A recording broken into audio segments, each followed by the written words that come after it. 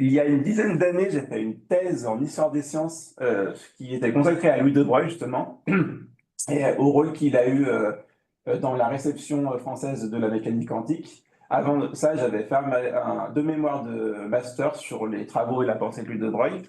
Euh, Ça fait quand même une dizaine d'années que j'ai plus retravaillé sur ce sujet, donc j'ai dû me replonger là-dedans. Donc vous excuserez quelques imprécisions et quelques manquements de mémoire, mais je vais essayer de faire mon mieux. Alors, dans cette présentation, je vais parler, dans un premier temps, je vais revenir sur la carrière de Louis de Broglie et en m'attachant à décrire l'évolution de sa pensée par rapport aux ondes de matière et aux corpuscules. Et puis, je toucherai quelques mots de sa personnalité de la vision qu'ont eu les physiciens, notamment après la Seconde Guerre mondiale, sur l'œuvre de Louis de Broglie et sur sa position en la physique française. Alors, je commence par le début de sa carrière. Alors, il faut appuyer sur quel bouton pour... Ah, c'est... alors, pour... Alors, reviens sur... voilà.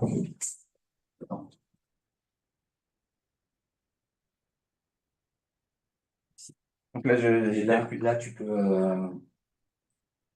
avec les... Ouais, c'est ça, ouais. Ouais, ok. Donc, je reviens brièvement sur le début de sa carrière. Louis de Broglie, au départ, a fait des études d'histoire. Donc, il ne s'est pas tout de suite orienté vers les sciences. Il a passé une licence d'histoire politique en 1911, à l'âge de 18 ans. Mais il s'est quand même intéressé assez tôt à la physique parce que son grand frère, Maurice de Broglie, avait un laboratoire privé dans lequel il faisait quand même des travaux de pointe dans le domaine de la physique microscopique. Et notamment, Maurice de Broglie a été impliqué dans les procès-verbaux du premier Conseil Solvay.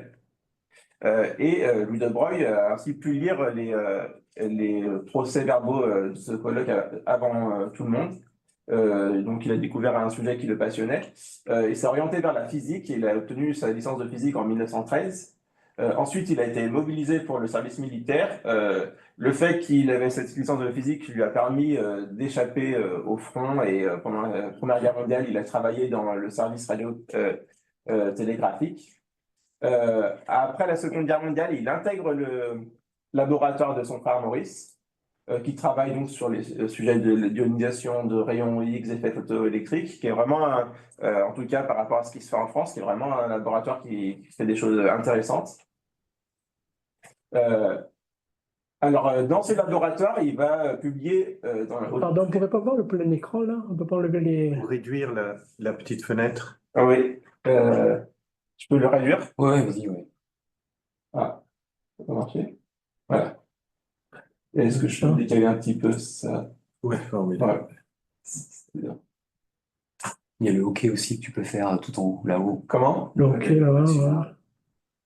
Alors, Et monter la barre. j'ai peur de faire une bêtise. Voilà. Voilà, Alors, bonne condition. au début des années 20, il publie une dizaine d'articles, soit seul, soit en compagnie d'Alexandre Dauvilliers, où il interprète les expériences qui ont lieu au sein du laboratoire. Notamment, il publie des articles sur l'interprétation théorique des spectres d'absorption des rayons X, sur la structure électronique des atomes, ou encore sur le spectre d'émission des électrons atomiques lors d'une ionisation. Mais c'est à partir de 1922 où son attention va commencer à porter sur la structure de la lumière. Il faut bien voir qu'en 1922, l'hypothèse des quantas de lumière n'est pas encore totalement acceptée. Et lui, il va vraiment prendre pour acquis le fait que la lumière a une structure atomique en plus de la structure ondulatoire. Et donc, il va publier en 1922 deux articles sur les gaz d'atomes de lumière. Donc, ce sont des travaux en physique statistique, en fait, où il s'intéresse la physique statistique des photons, enfin, même s'il l'appelle pas encore comme ça. Donc, premier article, les photons sont considérés comme des particules relativistes, et là, il obtient la loi de Venn.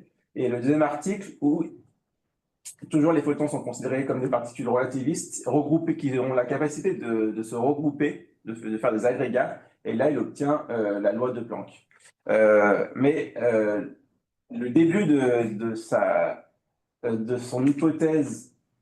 euh, ah, ah mince, Voilà, c'est bon. voilà.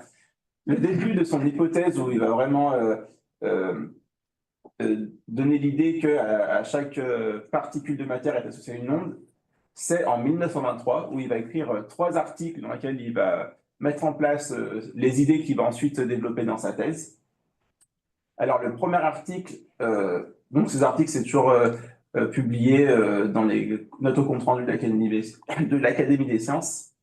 Le premier article s'appelle Ondes et quanta, et c'est dans cet article qu'il va émettre l'hypothèse qu'à toute particule de masse au repos, donc M0, est attribué un phénomène périodique de fréquence mu0, tel que on obtient l'égalité M0 C au carré est égal à H mu0.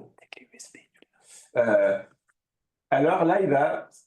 Donc, ça, c'est dans le référentiel de la particule. Et il se dit, bah, qu'est-ce qu'un observateur voit s'il se déplace à une vitesse v est égale à bêta c. Donc, bêta, c'est le coefficient relativiste qui est défini par v sur c.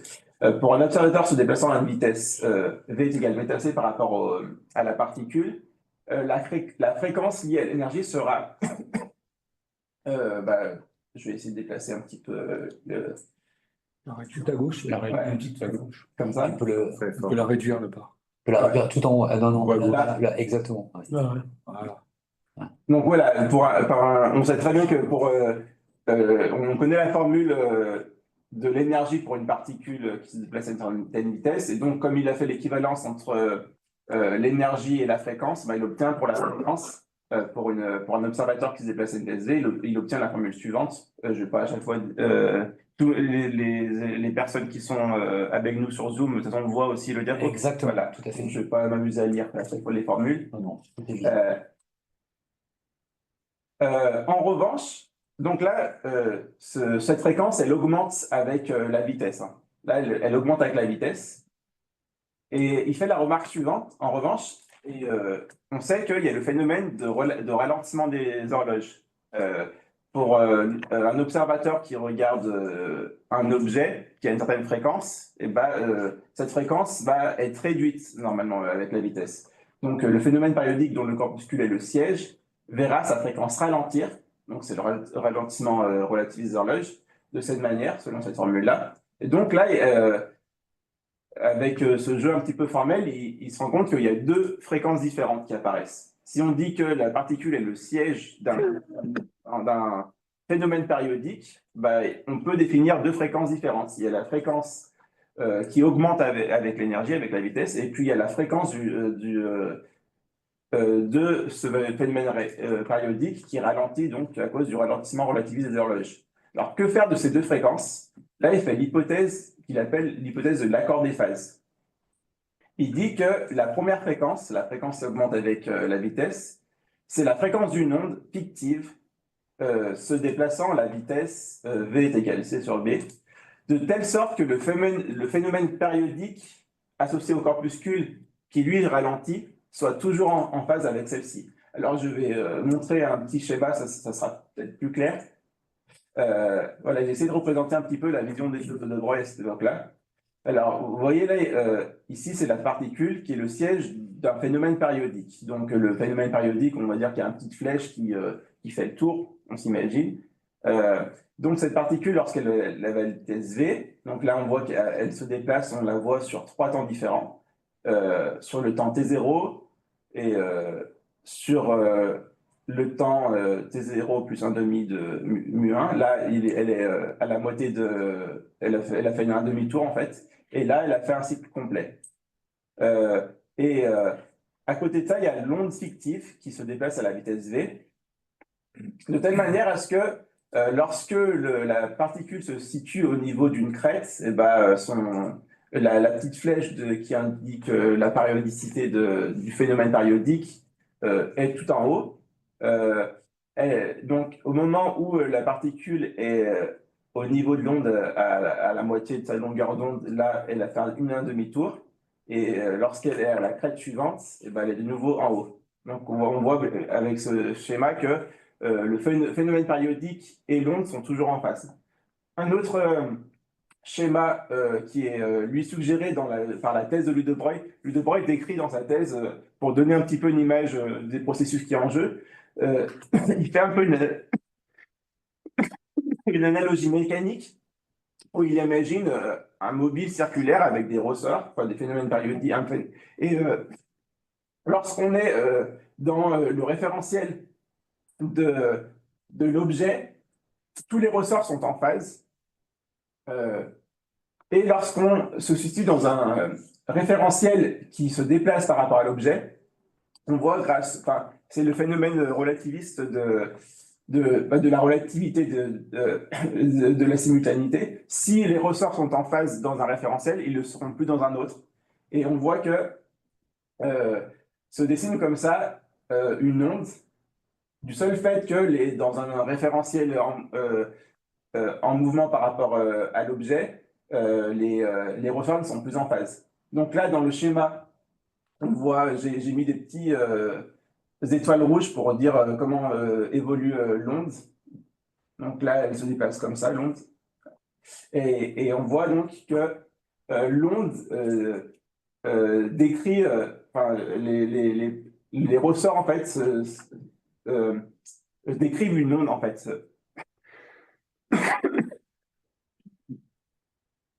Donc, il reste assez évasif dans sa thèse et dans ses articles, il reste assez évasif sur la nature de cette onde et sur comment s'articule cette onde et ce corpuscule. J'en dirai quelques mots plus tard. Donc ça, c'était le contenu du premier article. Le deuxième article, il étudie les conditions de résonance de... Non, ça, c'est toujours le premier article, pardon. Ensuite, une fois qu'il a établi ce raisonnement, il essaie de l'appliquer en disant que pour expliquer la quantification des trajectoires au sein des électrons au sein d'un atome, on s'imagine en fait que il y a la particule, elle est associée à une onde, et si on essaie de déterminer les conditions de résonance de l'onde de l'électron dans un atome, on obtient les conditions de stabilité des orbites de Bohr-Sommerfeld, donc avec la formule qu'il y a ici. Alors ça, c'est le premier article. Le deuxième article, il s'intitule, toujours la même année, les quantas de lumière, diffraction et interférence. Là, il fait un développement très intéressant où il va s'intéresser particulièrement, donc là, il s'intéresse plus à l'électron, il s'intéresse au photon, et toujours avec cette idée que le photon c'est un atome de lumière, pour lui, c'est une particule de lumière auquel est associée une onde. Et il se rend compte en fait que le principe de moindre action qui détermine la trajectoire du photon est équivalent au principe de Fermat pour les rayons de l'onde, à l'approximation de l'optique géométrique. Donc il y a un lien entre ces deux principes, donc le principe de moindre action et le principe de Fermat. Alors il dit, nous concevons donc l'onde de phase comme guidant les déplacements de l'énergie, et c'est ce qui peut permettre la synthèse des ondulations et des quantas. La théorie des ondes allait trop loin en niant la structure discontinue de l'énergie radiante et pas assez loin en renonçant à intervenir dans la dynamique. Là, il dit une phrase qui est assez éclairante, je trouve. La nouvelle dynamique du point matériel libre est à l'ancienne dynamique, y compris celle d'Einstein, ce que l'optique ondulatoire est à l'optique géométrique. Et là, on voit bien un petit peu la logique d'appeler ça après la mécanique ondulatoire. Désolé, j'ai un truc dans ma gorge qui m'empêche. Alors, il va synthétiser tout, il va développer toutes ces idées dans sa thèse de doctorat en 1924, qu'il va appeler Recherche sur la théorie des quantas, devant un jury composé de Jean Perrin, de Langevin, d'Élie Cartan et Charles Maugan, le 25 novembre 1924. Alors, dans cette thèse, il justifie étant les idées développées dans les notes de compte rendu, qui sont forcément très synthétiques. Le format des comptes rendus, c'est vraiment des articles qui font une page ou deux, qui sont assez courts, et du coup, pour développer des idées et rendre clair, c'est assez délicat. Là, il va prendre beaucoup plus d'espace pour expliquer un petit peu ses conceptions. Néanmoins, la nature de l'onde de phase qu'il a postulée reste assez énigmatique. Par exemple, il parle uniquement de la phase dans sa thèse et dans ses articles.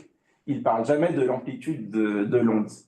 Et il touche pas non plus, il parle pas non plus de l'équation qui pourrait gouverner cette onde. Donc voilà, la nature de cette onde reste énigmatique. Le corpuscule, la nature du corpuscule, il en touche quelques mots. Il la conçoit en fait comme une région de l'espace dans laquelle l'énergie est condensée. Mais il reste quand même assez évasif. Donc il développe ses idées en montrant qu'on peut retrouver quand même des choses intéressantes comme les conditions de quantification de Bohr-Sommerfeld. Il applique également sa théorie à la physique statistique, mais en ce qui concerne la nature de l'onde et la nature des corpuscules, ça reste assez flou. Alors, De Broglie, durant ces années, discute de ses travaux avec peu de personnes, mais on retrouve avec ceux avec qui il discute, on retrouve Léon Brillouin et Paul Langevin. Donc Brillouin, dans une interview avec Thomas Kuhn, explique un petit peu cette période où il dit que De Broglie il discutait quand même assez régulièrement avec lui et avec Paul Langevin, mais c'était à peu près les seuls avec qui De Broglie échangeait. Langevin, il envoie la thèse à Einstein, qui lui répondra, donc ça c'est assez connu, hein, Einstein a dit il a levé un coin du grand voile. Alors l'intérêt d'Einstein est aussi lié au fait qu'il travaille à ce moment-là sur la statistique de Bose, donc il venait de recevoir l'article de Bose sur la statistique qui va porter son nom, et qu'il trouve des résultats concordants dans la thèse de Louis de Broglie. C'est vrai qu'il y a toute une partie de la thèse de Louis de Broglie qui est consacrée à la physique statistique, où il développe des conceptions assez intéressantes qui rapprochent un petit peu des idées de Bose. Einstein, il en parle à Schrödinger, qui s'intéresse également à la statistique des gaz. En Angleterre, il y a Dirac aussi qui s'intéresse brièvement aux idées de Broglie avant de passer à autre chose. En Allemagne, il y a Max Born qui s'intéresse à la théorie également après avoir pris connaissance de résultats expérimentaux intrigants. Born ensuite en parla à Davidson et à Thomson qui confirmeront expérimentalement l'existence des ondes de matière en 1927. Donc voilà un petit peu pour dire comment se diffusent les idées de Broglie à ce moment-là. Donc comme je l'ai dit tout à l'heure, De Broglie reste assez évasif dans sa thèse sur la nature de cette onde qu'il appelle onde de phase et sur comment ça s'articule avec l'aspect corpusculaire en fait. Et il va essayer de travailler sur ça dès 1925 à la suite de sa thèse. Et il va publier toujours aux notes au compte rendu de l'Académie des sciences une équation d'onde. Alors pour ça, par contre, oui, le format est un peu... En fait, la version que je projette, elle est bonne. Ouais, d'accord. Ok. Pour ça, il va écrire une équation d'onde. Il va prendre l'équation d'Alembert, tout simplement. Donc, il s'imagine que l'équation d'onde obéit à l'équation d'Alembert et il va proposer une solution. Il va injecter cette solution dans l'équation. Il va séparer la partie réelle et la partie imaginaire. Il va obtenir une équation pour l'amplitude. Alors là, attention, ce n'est pas l'équation pour l'onde. L'onde entière, c'est A. L'amplitude, c'est psi. Et donc, après, il y a la phase. Et il va obtenir une équation pour l'amplitude qui ressemble beaucoup à l'équation de Klein-Gordon, sauf qu'il y a un moins ici. Mais c'est vraiment l'équation uniquement pour l'amplitude, cette équation. Ce que tu peux faire, c'est arrêter le partage, comme ça les gens verront la bonne version. Le bouton rouge. Là, voilà, tu cliques dessus. Voilà. Donc voilà. Je laisse comme ça. Et là, c'est moi qui pilote maintenant Ok. la diapo. Donc, tu fais un petit signe. Ok, là, on peut passer à la suite. Alors, il va... donc là, en fait, c'est comment modéliser le corpuscule au sein de cette onde. Donc, il va proposer une solution particulière. Une solution, et là, on s'imagine être dans le référentiel de la particule. Donc, il se dit que la particule, en fait, ça doit être un endroit, on a vu, ça doit être un endroit où l'énergie est condensée.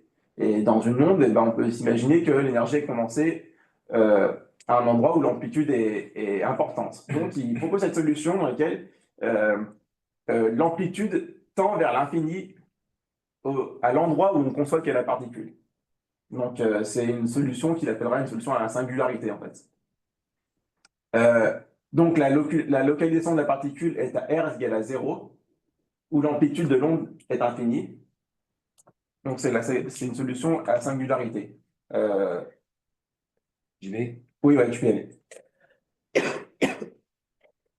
Alors, il en reste là, et une année plus tard, il y a les travaux de Schrödinger qui découvrent les sons d'équations d'ondes. Mais il y a également Born qui propose l'interprétation probabiliste de la fonction d'onde. Alors, De Broglie va avoir connaissance de ces travaux et il va essayer de les intégrer dans sa propre pensée. Et en 1927, il va essayer de poursuivre un petit peu les idées qu'il avait dans son article précédent en concevant que la particule est juste un endroit où l'amplitude de l'onde est assez important. Mais il va essayer de prendre en compte quand même les travaux de Schrödinger et l'interprétation de probabiliste de Bohr. Et il va proposer une théorie qu'il va appeler la théorie de la double solution dans un article donc, qui paraît dans le journal de physique et le radium en 1927, dans lequel il va, alors au départ, il travaille avec, pas l'équation de Schrödinger, mais il travaille avec l'équation de Klein-Gordon. Ça, c'est quelque chose, j'en ai pas parlé, mais c'est vrai que on voit dans son travail de thèse où la théorie de la relativité, je l'ai illustré tout à l'heure quand je vous ai montré des schémas qui utilisaient la relativité, mais c'est vraiment quelque chose qui est important dans sa thèse, la prise en compte de la relativité. Et là, bon, il décide de prendre une équation relativiste, l'équation de Klein-Gordon, pour une particule. Et comme il l'a fait dans son article précédent, il propose une solution à singularité dans laquelle, pareil, hein, la particule est modélisée par une solution qui tend vers l'infini à un endroit. Donc ça, c'est la solution à singularité. Et ensuite, il imagine que s'il y a plusieurs particules, ou alors si on ne sait pas trop où la particule est, il imagine une solution qui est la somme de plusieurs solutions à singularité pour décrire donc un nuage de particules. Et à côté de ça, il y a la solution de Schrödinger, c'est-à-dire une solution régulière, celle dont on a l'habitude. Donc c'est la fonction d'onde, hein, psi, qui est une solution sans singularité.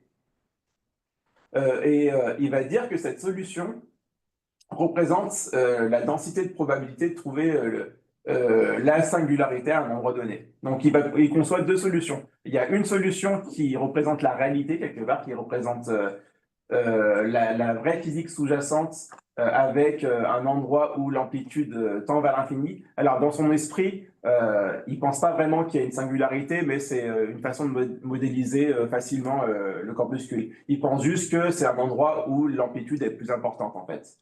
Mais il modélise comme ça dans un premier temps la particule. Et puis à côté de ça, il y a la solution régulière, donc tu peux rechercher, qui est la solution, donc qui est la fonction d'onde, et qui représente donc la probabilité de présence de la particule, la singularité, à un endroit donné. Tu peux y aller. Après, donc, il étudie ça lorsqu'il y a un potentiel, lorsqu'il y a des interactions. Donc là, il y a la solution singulière qui est représentée. Et donc, cette solution singulière, il la sépare, il l'injecte dans l'équation, il sépare la partie réelle et la partie imaginaire. Et après un petit travail, il obtient, pour la phase de l'onde, donc pour psi, il obtient une équation qui tend vers l'équation d'Hamilton-Jacobi à la profondeur. Ça veut dire lorsqu'on fait tendre h vers 0, il obtient également une équation pour l'amplitude. Alors là, De Broglie avait une hypothèse, il dit, comme dans l'équation d'Hamilton-Jacobi, en fait, qui est une équation qui est une reformulation de la physique classique, hein, et dans laquelle la phase, en fait, c'est l'action dans l'équation d'Hamilton-Jacobi, et ça décrit les trajectoires possibles des particules. Et dans cette théorie, dans cette formulation de la mécanique classique, la vitesse de la particule est dirigée dans le gradient, dans la direction du gradient de la fonction de l'action, et là, ce qui correspond à la phase. Donc, si je fais cette hypothèse, alors, grâce à l'équation de l'amplitude et à l'approximation non relativiste, la singularité, ça veut dire la particule, se déplace selon la formule V est égal au gradient de la phase divisé par M. Donc, ça, c'est ce qu'on appelle l'équation de guidage, c'est-à-dire que la particule, elle est guidée par la phase de l'onde, en fait. Tu peux... Encore? Ouais, attends une seconde. Non, reviens, voir. Reviens encore. Voilà, oui, tu peux y aller. C'est bon, tu peux revenir. Excuse-moi. Après, il envisage la solution régulière de Schrödinger. Donc, pareil, il refait la séparation de la partie réelle et de la partie imaginaire de l'équation. Et donc, c'est par ça que la phase de l'équation de la solution régulière de Schrödinger et la phase de la solution de l'onde avec une singularité obéissent aux mêmes équations lorsqu'on est à l'approximation classique. Alors, il n'est pas en mesure de justifier ça mathématiquement, mais il fait une hypothèse, il dit ce qu'il appelle l'hypothèse de la double solution, et il dit que ces deux phases continuent à obéir à la même équation et continuent à être identiques dans tous les cas. C'est-à-dire que même lorsqu'on n'est plus dans le régime de l'optique, enfin de l'approximation classique, ça continue à être valable. Mais là, à ce moment-là, il n'est pas capable de justifier. Il y a donc deux solutions. La solution singulière qui représente la réalité, elle décrit une onde dont l'amplitude tend vers l'infini, qui représente donc la particule. Et dans ce cas-là, si on joue un petit peu avec les formules, on peut s'apercevoir qu'on peut écrire la dynamique de ces particules, de cette singularité, et on peut formuler les choses d'une manière suivante, qu'on voit que cette particule, en fait, elle obéit à des équations de la physique classique, avec un potentiel qui est décomposé par le potentiel classique. Par exemple, s'il y a un champ électromagnétique, eh ben, ça va être le potentiel électromagnétique, avec lequel s'ajoute un autre potentiel, qui est le potentiel quantique, qui dépend en fait de la fonction d'onde. Donc, ça, c'est la solution réelle. Et il y a la solution régulière, celle de Schrödinger, qui, elle, ne fait que représenter la connaissance que nous avons de l'état de la particule. Donc, en fait, il y a une onde fictive et une onde réelle. Et l'onde fictive, c'est juste un outil qui nous permet de donner la probabilité de savoir où se trouve la particule. À la fin de son article, il présente une version simplifiée, parce que là, dans la théorie de la double solution, il est obligé de faire une hypothèse qu'il n'est pas en mesure de justifier mathématiquement. Et donc, pour éviter de s'ennuyer avec ça, il présente une solution simplifiée de la théorie de la double solution, dans laquelle on va oublier la solution singulière. La particule est un simple point dont la trajectoire obéit à la loi de guidage, comme on l'a vu tout à l'heure. Donc là, la vitesse de la particule est égale au gradient de la phase.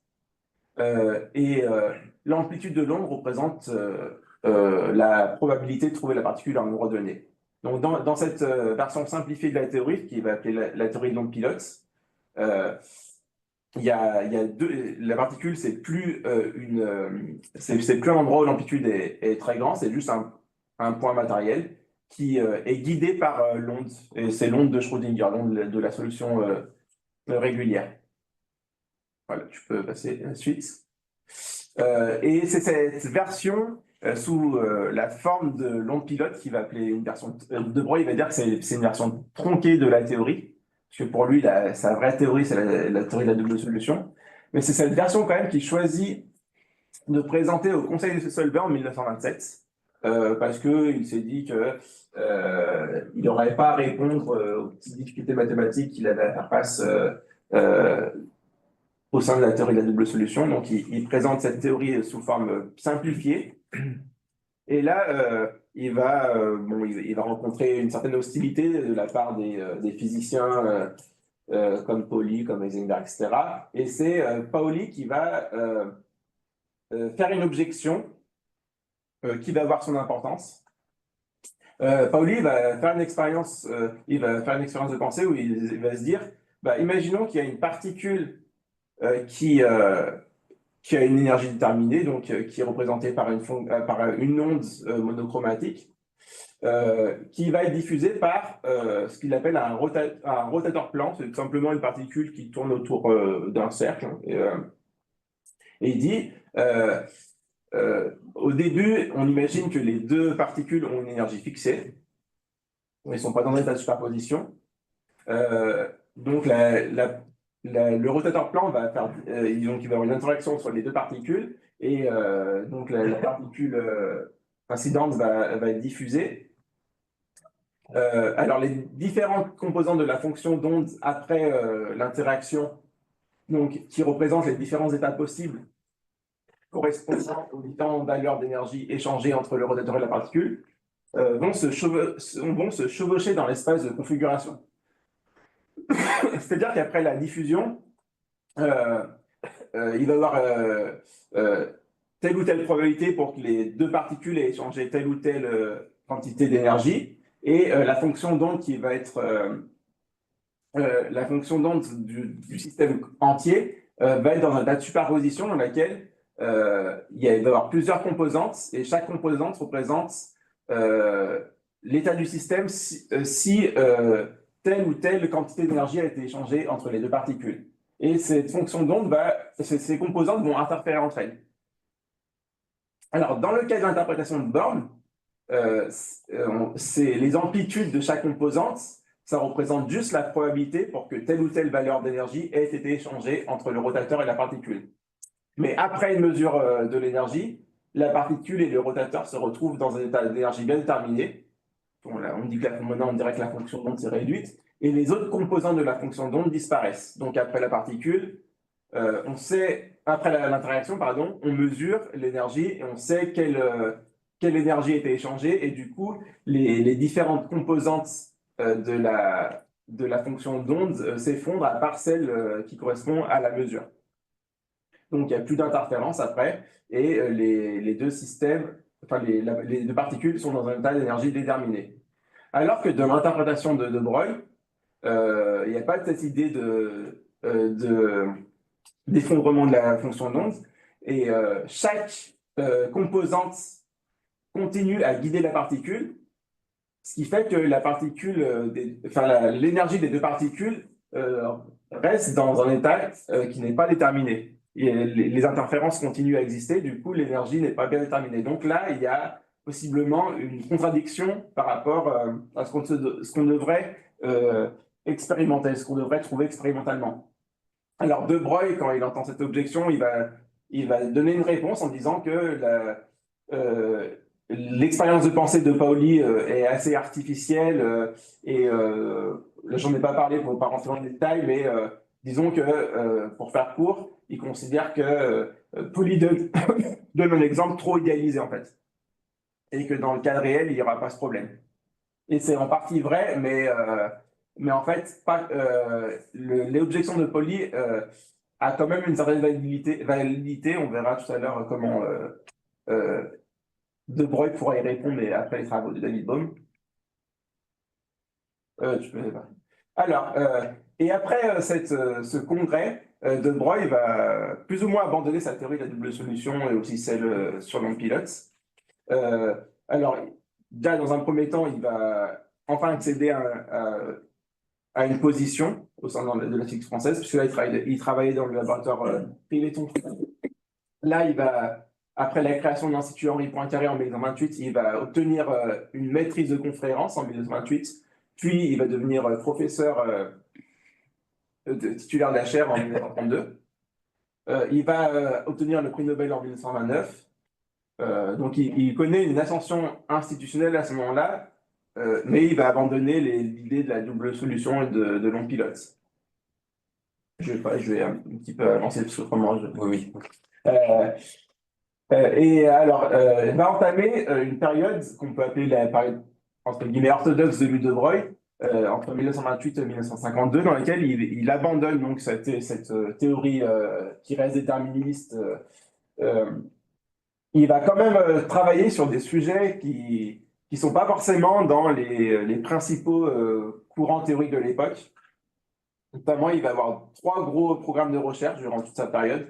Il va travailler sur la mécanique ondulatoire du photon, dans lesquels le photon est conçu comme la fusion entre deux particules de spin 1,5 obéissant chacune à l'équation de Dirac. Donc, il va imaginer que c'est des neutrinos.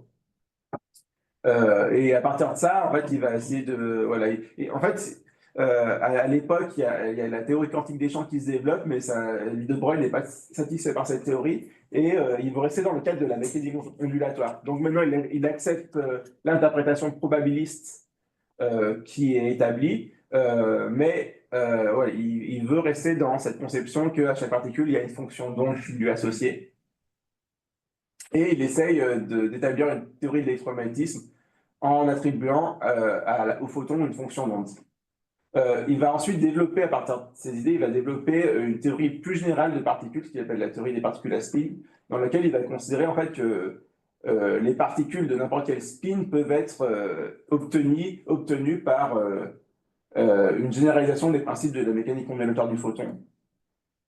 Et enfin, à la fin de cette période, il va s'intéresser aux problèmes des infinis qui émergent en physique des particules, notamment le fait qu'on trouve des réponses infinies dans certains cas. Donc, c'est la théorie des champs soustractifs. Je reste. Je sais pas depuis combien de temps je parle. On peut faire une petite conclusion. De toute façon, encore combien de slides, parce que j'ai pas de vue. J'ai pas de vue. il m'en reste quelques-unes quand même. Je vais essayer d'accélérer. Bon, là, on peut passer, je pense. On peut passer ici. Alors, donc, durant cette période, De Broglie,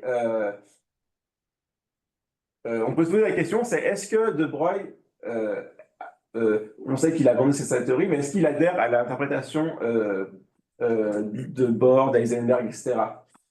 Lorsqu'on regarde ces lettres, au début des années, enfin à la fin des années 30, lorsqu'on regarde sa correspondance, notamment une correspondance avec Einstein, on se dit qu'il a abandonné parce qu'il avait des difficultés avec sa théorie, mais qu'il n'adhère pas complètement à l'interprétation probabiliste, que c'est juste une position de repli.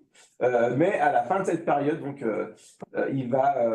il y a des écrits dans lesquels il va notamment intégrer les travaux de Van de Ban, qui a fait un article, enfin qui a pas fait un article, qui a fait une preuve où il essaye de montrer que c'est impossible que les résultats de la mécanique quantique soient obtenus avec une théorie avec des variables cachées.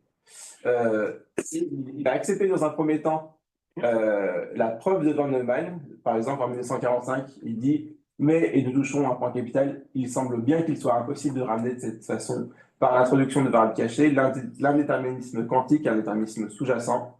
La voie qui paraissait rester ouverte dans cette direction pour restaurer le déterminisme à l'échelle atomique semble donc se fermer devant nous. » Donc là, à la fin des années 40, il semble convaincu que c'est impossible de revenir en arrière.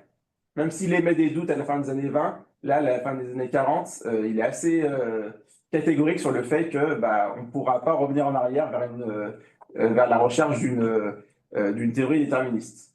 Sauf qu'en 1951, si tu peux avancer, je vais devoir mettre de côté certains slides, tu peux avancer.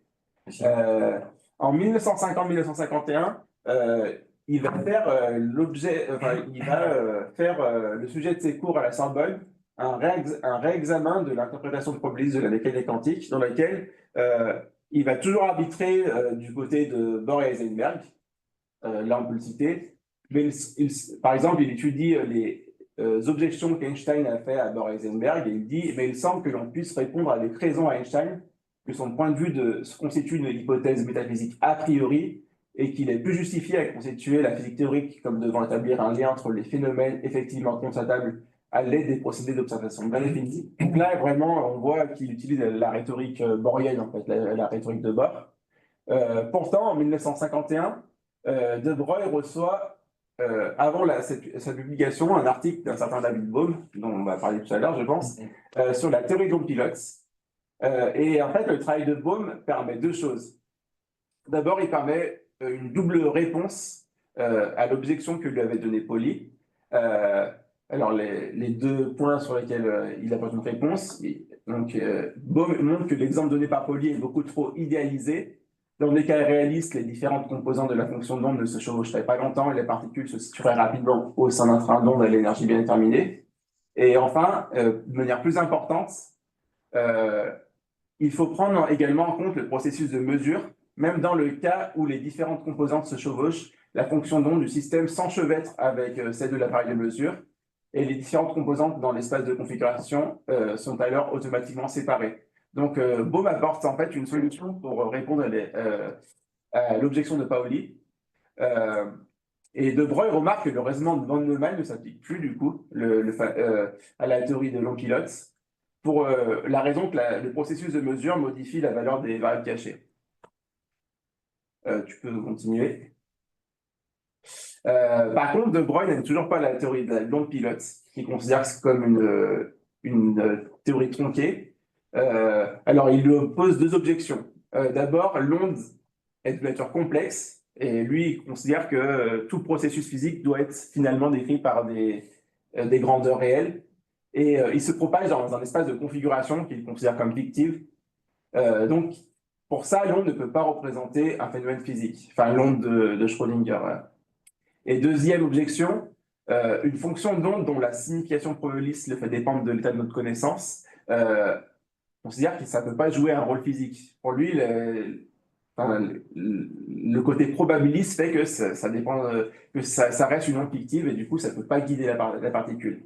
Mais en octobre 1951, un jeune physicien qui s'appelle Jean-Pierre Vigier, Virgile vous en dira plus sur lui tout à l'heure, je pense, ressuscite la théorie de la double solution et avec un travail sur la relativité générale.